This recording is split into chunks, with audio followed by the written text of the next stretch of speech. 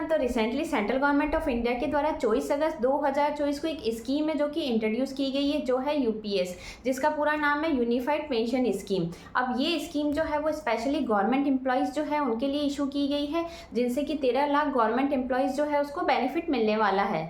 तो hi everyone, this is C Deepika Jain here and welcome back to my YouTube channel. तो आज की इस वीडियो में मैं आपके साथ डिस्कस करने वाली हूँ व्हाट इज़ यूपीएस, यानी कि आपकी यूनिफाइड पेंशन स्कीम जो है वो क्या है और इसके क्या बेनिफिट है। तो ये वीडियो जो है वो स्पेशली गवर्नमेंट एम्प्लॉय जो है उनके लिए बहुत ही यूज़फुल होने वाली है, इसलिए वीडियो को एंड तक जरूर देखें। अब सेंट्रल गवर्नमेंट के द्वारा जो ये यूनिफाइड पेंशन स्कीम इंट्रोड्यूस की गई है, इसका मेन ऑब्जेक्टिव जो है वो रिटायरमेंट के बाद में जो गवर्नमेंट एम्प्लॉयज़ हैं उनको फ्यूचर सिक्योरिटी प्रोवाइड करना, स्टेबिलिटी प्रोवाइड करना और उनको फाइनेंशियल सिक्योरिटी जो है वो प्रोवाइड करना है। तो सेंट्रल गवर्नमेंट ऑफ इंडिया के द्वारा जब से ये यूनिफाइड पेंशन स्कीम अनाउंस की गई है, तब से काफ़ी एम्प्लॉयज़ है जो कि कंफ्यूज हो गए हैं कि आखिर ये यूपीएस जो है वो क्या है। अब हमको यूपीएस सेलेक्ट करना चाहिए या एनपीएस सेलेक्ट करना चाहिए, हमारे लिए दोनों में से कौन सा ऑप्शन जो है वो ज़्यादा बेनिफिशियल है। तो अब आपकी जो ये यूनिफाइड पेंशन स्कीम है वो अनाउंस हो गई है आपकी 24 अगस्त 2024 को, और इसकी अप्रूवल जो है वो भी मिल गई है। तो अब ये आपके लिए एप्लीकेबल होने वाली है 1 अप्रैल 2025 से।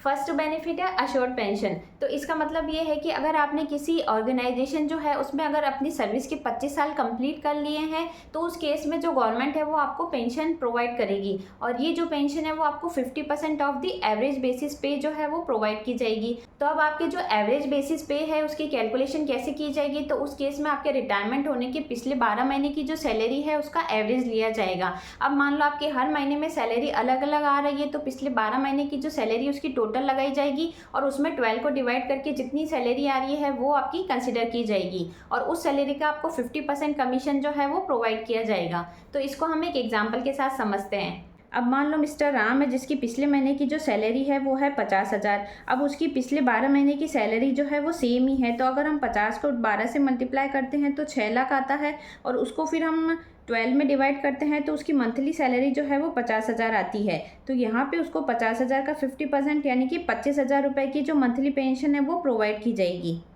अब कुछ लोगों का डाउट ये हो सकता है कि मान लो हमने 25 साल किसी ऑर्गेनाइजेशन में नहीं दिए हैं, 25 साल से कम की सर्विस जो है वो हमने प्रोवाइड की है, तो उस केस में हमको जो है वो पेंशन का बेनिफिट मिलेगा या नहीं।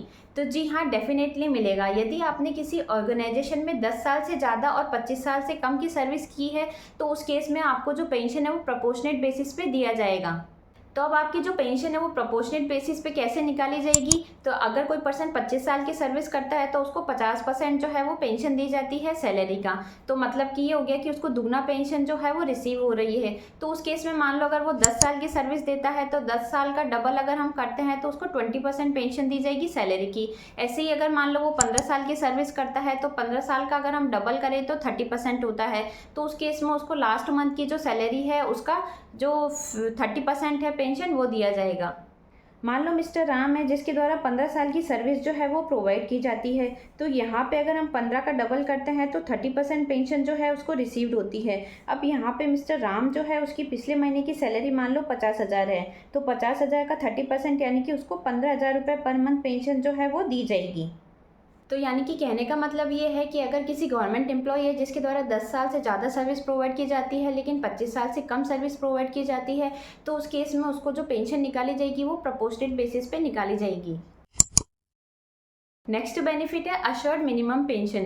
तो यहाँ पे गवर्नमेंट ये बोलती है कि अगर आप किसी ऑर्गेनाइजेशन जो है उसमें 10 साल से ज़्यादा की कोई सर्विस प्रोवाइड करते हैं, तो उस केस में आपको 10,000 रुपये पर मंथ की मिनिमम पेंशन जो है वो प्रोवाइड की जाएगी, भले ही आपकी जो एक्चुअल पेंशन है वो इससे कम बन रही है। फॉर एग्जाम्पल मान लो अगर हम प्रोपोर्शनेट बेसिस का फॉर्मूला यूज़ करके अगर किसी एम्प्लॉयज़ जो है उसकी पेंशन निकालते हैं और वो मान लो अगर आ रही है 8,000 रुपये, तो 8,000 रुपये एक्चुअल पेंशन और 10,000 रुपये whichever is higher pension जो है वो हमें कंसिडर करनी है। नेक्स्ट बेनिफिट है अश्योर्ड फैमिली पेंशन। तो गवर्नमेंट के द्वारा ये फैसिलिटी प्रोवाइड की गई है कि मान लो अगर कोई पेंशनर है और जिसकी डेथ हो जाती है, तो उस केस में उसकी डेथ के बाद में जो फैमिली मेम्बर्स हैं उनको पेंशन जो है वो प्रोवाइड की जाएगी। अब ये पेंशन जो है वो कितनी प्रोवाइड की जाएगी, तो डेथ से पहले जो पेंशनर है उसको जितनी अमाउंट मिल रही थी पेंशन की उसका 60% जो है वो उनकी फैमिली मेम्बर्स को प्रोवाइड की जाएगी। तो इसको हम एक एग्जाम्पल के साथ समझते हैं। तो मान लो मिस्टर राम है, जिसकी डेथ होने से पहले उसको जो पेंशन मिल रही थी गवर्नमेंट से, वो मिल रही थी 25,000 रुपये।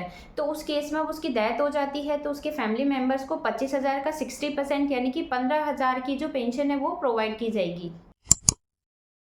नेक्स्ट बेनिफिट है इन्फ्लेशन इंडेक्स यानी कि महंगाई भत्ता। तो अब गवर्नमेंट जो है उसके द्वारा आपको डियरेंस पे का रिलीफ जो है वो भी प्रोवाइड किया जाएगा। साथ ही आपको जो भी पेंशन प्रोवाइड की जाती है जिसमें आपकी अश्योर्ड पेंशन, मिनिमम पेंशन या फैमिली पेंशन, उस पर भी आपका जो ये इन्फ्लेशन इंडेक्स है वो एप्लीकेबल किया जाएगा। नेक्स्ट बेनिफिट है लमसम पेमेंट एट सुपरनुएशन। तो यहाँ पे गवर्नमेंट एम्प्लॉय जो है उसको एक बेनिफिट ये है कि अगर वो रिटायरमेंट के बाद में अगर अपनी पेंशन की अमाउंट लेना चाहता है तो वो ले सकता है। यानी कि कहने का मतलब ये है कि वो आफ्टर रिटायरमेंट ग्रेजुएटी के साथ में पेंशन की अमाउंट जो है वो भी लमसम ले सकता है। तो लमसम पेमेंट जो है उसमें पेंशन की कैलकुलेशन कैसे की जाएगी, तो इसके लिए जो फॉर्मूला यूज़ किया जाएगा वो है 1/10 ऑफ द मंथली पे। यहाँ पे आपको पे जो है उसमें बेसिक प्लस डियरेंस जो है उसको कंसिडर करना है for every completed 6 month of services. यानी कि यहाँ पे आपको 6 मंथ जो है उसको ब्रेक कर देना है। मान लो मिस्टर राम जिसके द्वारा 15 साल की सर्विस दी जाती है, तो 15 साल को 2 से मल्टीप्लाई करेंगे तो 30 ईयर्स, यानी कि उसको जो लमसम पेंशन दिया जाएगा वो 30 ईयर्स का दिया जाएगा। अब यहाँ पे मिस्टर राम की सैलरी है 50,000 प्लस डियरेंस है 10,000, तो टोटल हो जाता है 60,000। तो 60,000 का 1/10 यानी कि 6,000। तो 6,000 को हम 30 से मल्टीप्लाई करते हैं तो उसकी लमसम पेंशन की अमाउंट बनती है 1,80,000 रुपये। नेक्स्ट बेनिफिट है shifting option from NPS to UPS. अब कई सारे एम्प्लॉयज़ है जिनके माइंड में ये क्वेश्चन चल रहा है कि हमने तो एनपीएस स्कीम जो है वो ऑप्ट कर ली है, अब उनको मान लो यूपीएस स्कीम जो है वो ज़्यादा बेनिफिशियल लग रही है, तो क्या हम इस ऑप्शन जो है उसको सेलेक्ट कर सकते हैं क्या? तो देखो, ये ऑप्शन जो है वो कोई भी सेलेक्ट कर सकता है और किसी भी टाइम जो है वो सेलेक्ट कर सकता है। इसके लिए कोई भी टाइम पीरियड जो है वो फिक्स नहीं है। लेकिन ये जो ऑप्शन है वो आपको एक ही बार मिलेगा, तो ये आप पे डिपेंड करता है कि आप इस ऑप्शन जो है उसको कब ऑप्ट करना चाहते हैं। तो ये जो ऑप्शन है वो तो उनके लिए है जो कि जॉब कर रहे हैं। अब मान लो जो पर्सन ऑलरेडी रिटायर्ड हो गए हैं और उनको लग रहा है कि हमारे लिए यूपीएस जो है वो ज़्यादा बेनिफिशियल है, तो वो भी इस स्कीम जो है उसको ऑप्ट कर सकते हैं क्या? तो यस, जो रिटायर्ड पर्सन है वो भी इस स्कीम जो है उसको ऑप्ट कर सकते हैं और साथ ही उनको जितना एरियर है वो प्लस इंटरेस्ट की अमाउंट जो है उनको पे की जाएगी। नेक्स्ट है रिव्यू इट आफ्टर 3 ईयर। तो गवर्नमेंट जो है उसने इस स्कीम में ये भी अनाउंस किया है कि इस स्कीम जो है उसको हम हर 3 साल जो है उसमें रिव्यू करेंगे। तो कहने का मतलब ये है कि अगर कोई भी स्कीम गवर्नमेंट के द्वारा लॉन्च की जाती है तो उस केस में गवर्नमेंट को ये भी जानना जरूरी है कि लोगों के इस स्कीम के संबंध में फीडबैक जो है वो क्या है, यानी कि ये स्कीम जो है वो बेनिफिशियल है या नहीं है। साथ ही इसकी अमाउंट जो है उसको हमको 3 साल के बाद में इंक्रीज भी करनी है या नहीं करनी है। जैसे कि गवर्नमेंट ने रिसेंटली जो रेट थी 14% की, उसको इंक्रीज करके 18.5% किया है। तो कुल मिला के जो ये यूनिफाइड पेंशन स्कीम है उसमें गवर्नमेंट का जो कंट्रीब्यूशन है वो बेसिक सैलरी जो है उसका 18.5% रहने वाला है और जो एम्प्लॉई है उसका कंट्रीब्यूशन जो है वो बेसिक सैलरी का 10% रहने वाला है। तो इस यूनिफाइड पेंशन स्कीम जो है उसमें गवर्नमेंट एम्प्लॉयज़ जो है उसको बहुत सारे बेनिफिट जो है वो मिलने वाले हैं। तो आई होप आज की जो ये वीडियो है वो आपके लिए काफ़ी यूजफुल रही होगी। वीडियो से अगर कुछ सीखने को मिला हो तो चैनल को लाइक, शेयर एंड सब्सक्राइब करना ना भूलें। मिलते हैं ऐसी किसी नेक्स्ट यूजफुल वीडियो के साथ, तब तक के लिए बाय बाय।